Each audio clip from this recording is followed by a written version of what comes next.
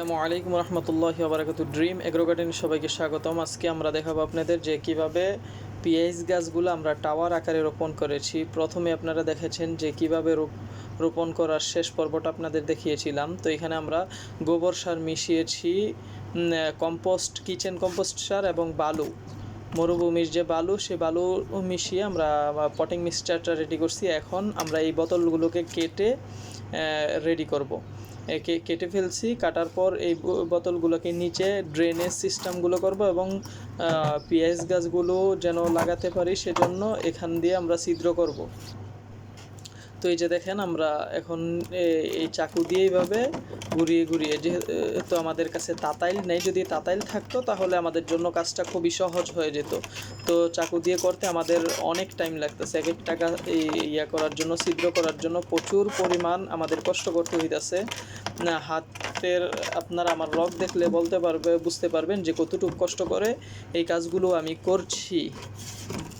এই যে দেখেন, একটা মাত্র আমরা এখানে ছিদ্র করলাম, আর বাকি ছিদ্রগুলো করে আমাদের শেষ করতে হবে। দুইটা এরকম বড় 30 লিটারের বোতলে আমরা ছিদ্র করে মাটিগুলো ভরাট করব। এর ফাঁকে এই যে দেখেন আমাদের কুকুরগুলো এখানে আমাকে দেখে, আমি কাজ করতেছি দেখে আমার এখানে এসে বসে আছে, চাইতেছে যে ওদেরকে একটু আদর করে দেই বা কিছু খাবার টাবার দেই। এই আশায় এখানে বসলো আর কি। তো আমি কি করলাম, কিছুক্ষণ এখানে রেখে তারপর আমার এখান থেকে দূর করে দিলাম।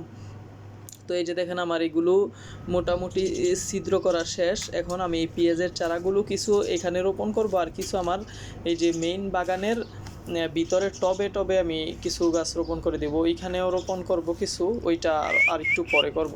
তো এখন আমি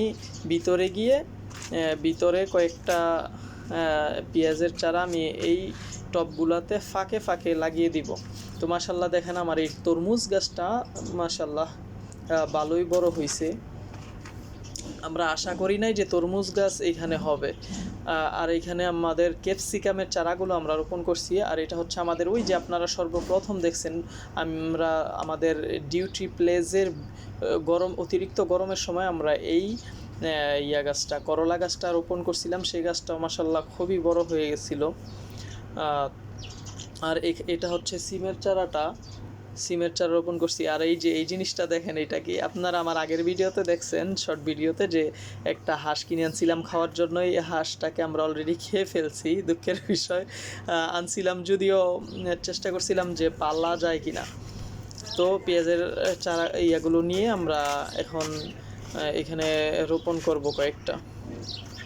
তো দেখেন আমরা কিভাবে রোপণ করি, কোথায় কোথায় করি। এখানে কয়েকটা করা যায় কি না দেখি, চিন্তা ভাবনা করে, যেহেতু এখানে গাছগুলো এখনও ছোট ছোট, ফাঁকা খুঁজে এখানে করতে হবে। তো সর্বশেষ আমরা ওইখানে কয়েকটা গাছ লাগিয়ে আমরা এখানে চলে আসলাম। এই এইভাবে বোতলগুলোতে আমরা পেঁয়াজের চারাগুলো রোপণ করলাম। তো আপনারা কমেন্ট করে জানাবেন যে আমাদের এই চারাগুলো রোপণ করা ঠিক হয়েছে কিনা, বা কতটুকু হবে না হবে, সে সার্বিক বিষয়গুলো জানাবেন। ধন্যবাদ, সকলে ভালো থাকবেন।